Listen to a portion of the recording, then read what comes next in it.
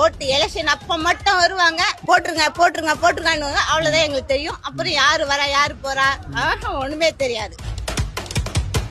தண்ணி போல தண்ணி அப்படியே தேங்கி நிக்குது, பள்ளம் மேடாக்குது. அது வந்து பாக்கிறதுக்கு யாரும் கிடையாது. ஓட்டு மட்டும் வந்து கேக்குறாங்க, யாரும் வரல. ரோடு சரி பண்ணணும் சார்.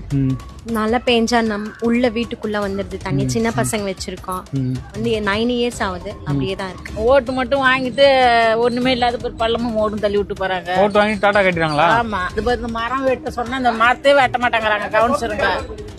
ஓடு உடஞ்சி நான் செத்து போவேன் நாட்டுக்கு. இந்த ஒரு மலையில நனைஞ்சு விழுந்தேன். ஃபர்ஸ்ட் ரோடே கிடையாது இங்க ஒழுங்கா பாத்தீங்கன்னா. இன்னொன்னு நீங்க சிஎம் வீட்டாண்டே போனீங்கன்னா அவர் வீடு ரோடு இருக்கு பாத்தீங்களா, அங்க மட்டும் தான் ரோடு நல்லா இருக்கும். இந்த ஃப்ரீ பஸ்ன்னு ஒண்ணு விட்டுட்டு வேணும்னே வயசானவங்க ஏறுறாங்க, டக்குனு பஸ் எடுக்குது. அப்ப அவங்க விழுந்துட்டாங்க. நான் ஓடி போய் படிக்கல நின்னு புடிச்சு நானும் அவங்களோட சேர்ந்து விழுந்தேன்.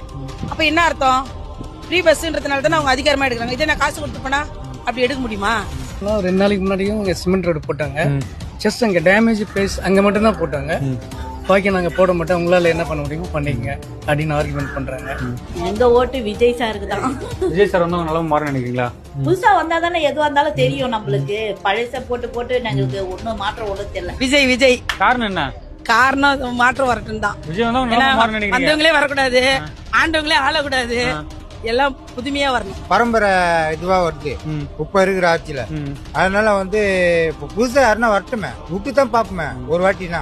விஜய்க்கு தான் பாப்போம், அவருக்கு ஒரு வாய்ப்பு கொடுக்கணும்.